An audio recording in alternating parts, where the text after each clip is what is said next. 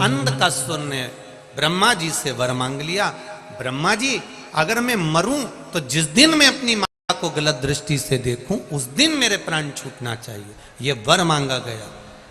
इतना सुंदर।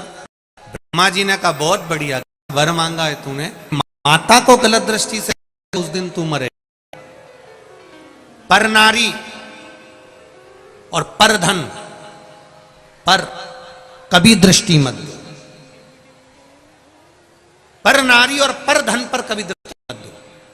दूसरे के धन पर अगर दृष्टि दी है, दूसरे के धन पर अगर आपने लालच कर लिया तो बर्बाद होगे।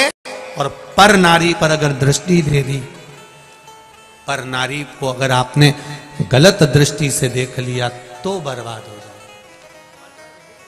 बहुत प्रणाम कर कर चलिए महाराज, बहुत प्रणाम कर कर चलिए।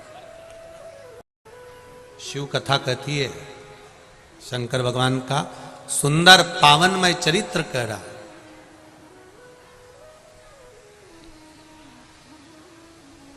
किसी से मतलब,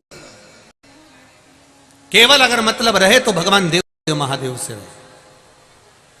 परिवार में रहो, नातेदार रिश्तेदार कुटुंब कबीला पुत्र बहू बेटा सबके साथ में रहो। कोई अगर तुमसे कह दे कि घर छोड़कर चली जाओ, बिल्कुल मत जाओ। कोई तुमसे कह दे कि तुम तीर्थ में जाके बैठ जाओ, बिल्कुल मत बैठो। तुम तो भगवान की कृपा से अपने परिवार में रहो। जो दुख आए उसका सामना करने के लिए मेरे देवाधिदेव महादेव के पास में जाकर बैठो और उससे निवेदन करो। चढ़ाते हो आप लोग एक लोटा जल? कौन कौन चढ़ाता है? जरा हाथ उठा। सभी लोग चढ़ाते हैं। रखो रखो रखो, बहुत बढ़िया। चढ़ाना चाहिए। अपने बच्चों की भी आदत डालो, बेटा बेटी की भी आदत डालो। जो नवयुवक लड़के लड़कियां बेटा बेटी के लिए जा रहे हैं, शिक्षा के लिए तैयार कर रहे हैं, कंपटीशन एग्जाम की तैयारी कर रहे हैं, खूब मेहनत करो। और मेरा उन नवयुवक बेटा बेटी से कहना है, शंकर जी के मंदिर में जाने में संकोच मत करो। एक लोटा पानी अपने घर से लेकर जाओ, मंदिर का पानी नहीं, घर से पानी लेकर जाओ और शिव जी को चढ़ाओ। क्योंकि तुम एग्जाम देने जाओगे तो घर से जाओगे, कोचिंग से जाओगे तो अपने घर की दहली से एक लोटा पानी रोज जाना चाहिए शिव जी को चढ़ाने के। जैसे आज इन बच्चों के पत्र आए हैं, 7 दिन की कथा में ढेरों लोगों की नौकरियों के पत्र आए, अर्थात उनके भीतर विश्वास जागा, तभी तो शिव ने हाथ पकड़ा है। आप भी विश्वास रखो, आप जाओ शिव जी के मंदिर में। और मौका मिले कभी एक बार शिव महापुराण की कथा सुनने का तो किसी पंडाल में बैठकर या आस्था चैनल के सामने या फेसबुक यूट्यूब पर, जितने बेटा बेटी मोबाइल चलाते हैं उनसे भी निवेदन है, आप सुनो। दिन में नहीं सुन सकते, आप व्यस्त रहते हो, कभी ऐसा समय निकाल लो कि हमको यूट्यूब पर भी कथा सुनना है तो 15-20 मिनट में कथा सुन लूं। एक शिव पुराण मुझे पूरी सुनना है। मेरा विश्वास कहता है कि बाबा मेरा हाथ पकड़ेगा और मुझे कहीं ना कहीं अच्छी जगह रखेगा, ये निश्चित। सुनो शिव, इधर उधर चक्कर में मत पड़ना। कभी भी कहीं इधर ढोंग ढकोसले के चक्कर में ना पड़ते हुए शंकर की शरणागति ग्रहण करो, शिव के हो। तुम चेले किसी के भी हो, उससे मतलब नहीं होता कि हम इनके शिष्य हैं तो हम मंदिर नहीं जा सकते। शिव मंदिर जाना, शंकर के द्वार। रामचरितमानस की रचना करी तो पहले तुलसी बाबा ने राम जी के कथा में शंकर भगवान का चरित्र का वर्णन करा। भगवान कृष्ण की भागवत की रचना करी वेद व्यास जी ने तो पहले शिव जी की रचना करी, शंकर भगवान की कथा की रचना करी। विष्णु पुराण, कुर्म पुराण, नारद पुराण, जितनी पुराण उठाना है एक एक पुराण को उठाकर देख लीजिए। सारी पुराण में सबसे पहले शंकर भगवान का चरित्र है। क्यों? क्योंकि जिस पुराण में शिव नहीं होगा वो पुराण का आनंद नहीं हो सकता, इसलिए शिव को पहले विराजमान आप करो शंकर भगवान की आराधना। और मेरा माताओं से भी निवेदन है, कोई बड़ी बीमारी आ गई है शरीर में, कोई कैंसर जैसा रोग, किडनी लीवर, कुछ भी तकलीफ है, शिव की आराधना करो, छोड़ना मत ही शंकर भगवान की आराधना। और किसी भी शिवालय को हल्के में मत लेना कि मेरे पड़ोस का शिवालय तो अब भी स्थापना हुई। नहीं नहीं, कोई शिवालय हल्का नहीं। शंकर का मंदिर नहीं होता, शंकर का शिवालय होता है। मंदिर में भगवान स्थापित होते हैं, शिवालय में भगवान स्थापित नहीं होते। रोज जिस शिवालय में शंकर जी रहते हैं, शिवालय से प्रतिदिन शंकर भगवान अपने भक्तों के दुख को जानने के लिए प्रतिदिन निकलते हैं, उसको शिवालय कहा। भगवान विष्णु वैकुंठ छोड़ते हैं समय पर, ब्रह्मा जी ब्रह्मलोक छोड़ते हैं समय पर, इंद्र लोक छोड़ते हैं समय पर। मेरा देवाधिदेव महादेव माता पार्वती को रोज नंदी पर बिठाकर प्रतिदिन प्रदोष काल में शाम के समय पर प्रतिदिन घूमने निकलता है, लोगों के दुख काटने निकलता है प्रतिदिन। एक दिन भी नहीं जाता जिस दिन मेरा महादेव नहीं निकलता, प्रतिदिन। आप उठाओ एक एक वेद पुराण शास्त्र उठाकर देख लीजिए, उसमें लिखा है प्रदोष काल में शंकर भगवान निकलते हैं पार्वती जी के साथ में, प्रतिदिन जाते हैं, रोज का।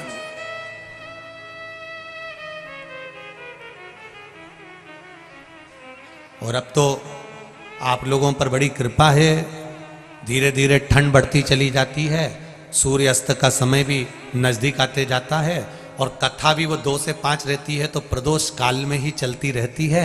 उसका पूरा पुण्य देवाधिदेव महादेव की कृपा से आपको मिल जाता है। जरा विचार करिए, आपको कल की कथा में, परसों की कथा में कहा था, हेलीकॉप्टर को उतारने के लिए हेलीपैड बना होता है जिसपे एच लिखा होता है। शंकर भगवान नंदी पर चढ़कर जाते हैं पार्वती जी के साथ में। जहां शिव महापुराण की कथा हो रही है वो हेलीपैड समझ के उतर जाते हैं नीचे, शिव उतर गए। यहां मेरे भक्त हैं, यहां मेरा भक्त विराजमान शिव।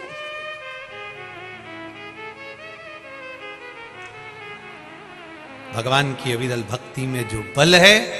और एक बात और कहना चाहेंगे, सीहोर में अभी रुद्राक्ष उत्सव नहीं है, अर्थात रुद्राक्ष वितरण नहीं हो रहा। सीहोर में कोई बीमार है, किसी का तबीयत ज्यादा खराब है और वो रिपोर्ट लेकर आ गया डॉक्टर की, तो भले दे देते हैं, पर अभी रुद्राक्ष वितरण बंद है।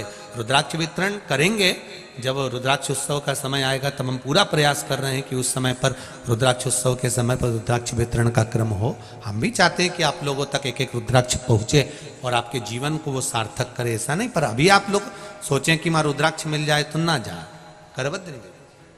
कोई बीमार है और वहां जाकर रिपोर्ट दिखाएगा तो जरूर मिल जाएगा, कार्यकर्ता दे देंगे। और सीहोर का कुबेरेश्वर धाम का रुद्राक्ष ना तो बेचा जाता है और ना कोरियर द्वारा भेजा जाता है। अगर कोई अपनी जेब में से निकाल के रुद्राक्ष दे दे और कि ये सीहोर का है और कुबेरेश्वर धाम का है, तो हम इस पर विश्वास नहीं कर सकते, क्योंकि कुबेरेश्वर धाम का जो रुद्राक्ष है वो कार्यालय से आपको प्राप्त होता है और निःशुल्क मिलता है। उसका कोई कीमत नहीं होता, उसका कोई धन नहीं दिया जाता, सब फ्री। भोजन भी वहां फ्री है, रहना भी फ्री और वो भी फ्री, सब निःशुल्क। केवल आप भक्ति करो शिव की, मूल चीज वो है। सबसे मूल है भगवान शंकर के मंदिर जाना चालू करो, एक लोटा जल चढ़ाना चालू करो, सारी समस्या का हल एक लोटा जल। कलयुग नहीं, शिव युग चल रहा है, इसलिए शंकर भगवान सबका हाथ पकड़ा हुआ है, ये शिव युग, इसको समझो। अंधकासुर ने महाराज अपने प्राणों का स्मरण करते हुए कहा, जिस दिन मैं अपनी माता को गलत दृष्टि से देखूंगा उस दिन मेरे प्राण छूटना चाहिए। पर धन पर नारी पर दृष्टि कभी नहीं जाना चाहिए। दूसरे के धन पर अपनी दृष्टि मत दो, दूसरे की नारी पर अपनी दृष्टि मत दो। बर्बादी का सिरा है ये।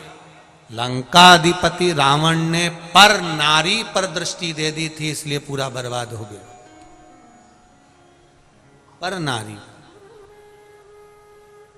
दूसरे की स्त्री पर, दूसरे की नारी पर कभी दृष्टि नहीं। रावण ने जो गलती करी है वो गलती आप ना करें।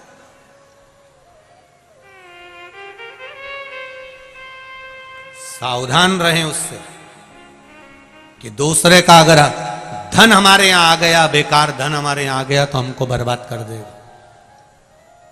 और नारी पर भी अगर दृष्टि गलत चली गई तो वो बर्बाद कर देगी, वो बर्बादी का सिरा। महाराज अंधकासुर ने वर मांगा, जिस दिन मैं अपनी माता को गलत दृष्टि से देखूं उस दिन मेरे प्राण छूटे। उसको नहीं मालूम था कि मैं माता की गोद में खेला हूं, पार्वती जी मेरी मां है। उसने अपने दूतों से कहा मुझे विवाह करना है, कोई अच्छी लड़की ढूंढो, अच्छी कन्या ढूंढो, अच्छी नारी ढूंढो। किसी ने कह दिया सबसे सुंदर तो हिमालय राज की बेटी है जिसका नाम पार्वती है, बहुत सुंदर है वो। अब इसको यह नहीं मालूम कि मां तो सुंदर होती ही है। जो दुनिया में सबका भला करता है ना, जो अपने बच्चों के लिए कभी गलत नहीं सोचता है ना, जो दुनिया में सबका भला चाहता है, वो हमेशा सुंदर ही बना रहता है। उसकी सुंदरता को कभी कमी नहीं आ सकती।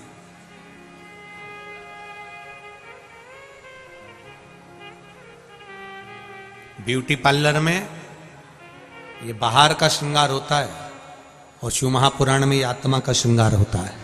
यहां आत्मा शुद्ध होती है। यहां की सुंदरता आत्मा की सुंदरता होना चाहिए। अंधकासुर ने कहा मैं विवाह किससे करूं, तो कहा हिमालय राज की कन्या बड़ी सुंदर, पर उसका विवाह हो गया है भगवान शंकर के साथ। शिव जी के साथ विवाह हो गया, हाँ, तो क्या हुआ? मैं उसको अपना बनाना चाहता हूं।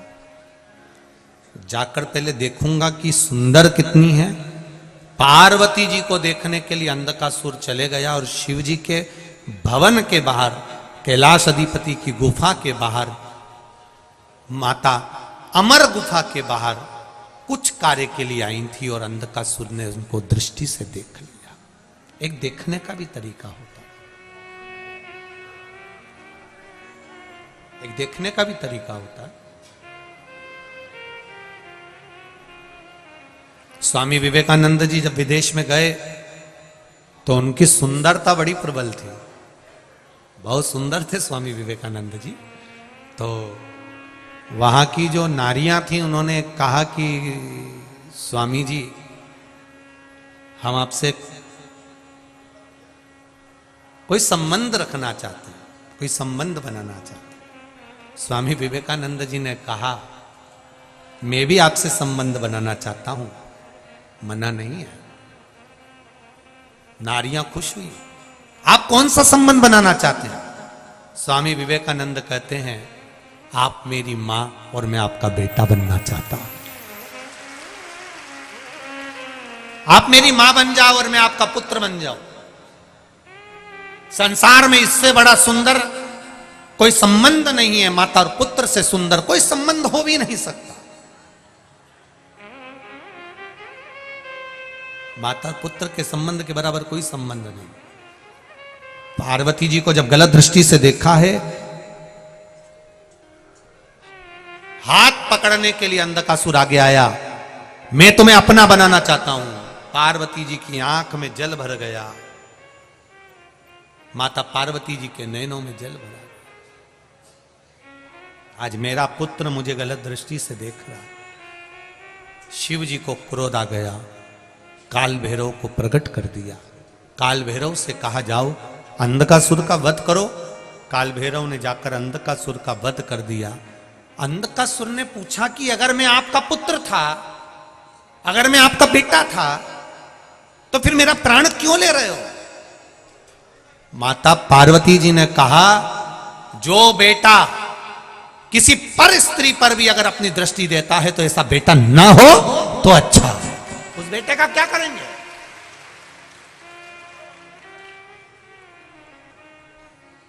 ऐसा बेटा किस काम का? बड़ा सोचनीय प्रसंग है ये महाराज, बहुत सोचने वाला प्रसंग है। अंधकासुर और माता पार्वती का ये प्रसंग बहुत सोचने वाला, सीख देने वाला प्रसंग। अपने बच्चों को समझाइए, अपने बच्चों को ज्ञान दीजिए, बेटा अपनी जिंदगी में पर धन और पर नारी से दूरी बनाकर रखना। आज के समय में छोटी छोटी बेटियों के साथ में भी जो गलत कृत्य हो रहे हैं उसको कोई दूसरा नहीं रोक सकता, आपका संस्कार रोक सकता। आप अपने बच्चों को ये संस्कार दीजिए कि हमारे बच्चे कोई गलत मार्ग में ना चले जाएं, गलत जगह पर ना चले जाएं। थोड़ा कम कमाओगे चल जाएगा, थोड़ा कम व्यापार चलेगा चल जाएगा, थोड़ा धन कमाएगा चलेगा, पर बेटा बेटी ये हमारी जिंदगी की वो पूंजी है।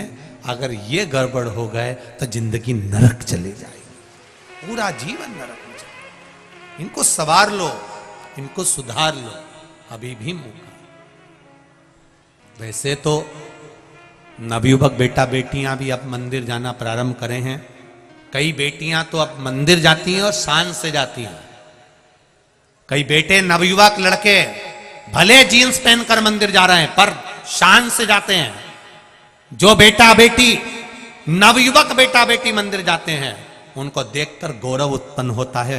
ये लगता है कि हमारा सनातन धर्म अब जाग चुका है, अब आनंदित हो चुका है, अब इनको शर्म नहीं है मंदिर जाने में। उठाया लोटा और चल दिए शिव मंदिर। अंध का सुर गया, प्राण छूट गए। मरते मरते कह रहा है मैंने गलती क्या करी, तूने माता को गलत दृष्टि से देख लिया, ऐसे पुत्र को रखकर क्या करूंगी जो किसी नारी को गलत दृष्टि से देखे। ऐसा पुत्र मेरे गोद में खेले, नहीं चाहिए ऐसा पुत्र। माता पार्वती ने मना कर दिया, नहीं हो ऐसा पुत्र, मार दो इसको। काल भैरव ने समाप्त कर दिया अंधकासुर। अंधकासुर समाप्त हुए। समय आया, देवादिदेव महादेव से माता पार्वती जी ने विनय करा कि प्रभु कृपा करिए, गणेश जी और कार्तिकेय जी के मंगल विवाह का स्मरण करिए। इसका विवाह हो जानकर भगवान श्री गणेश जी महाराज के मंगल विवाह के प्रसंग का भाव व्यक्त हुआ।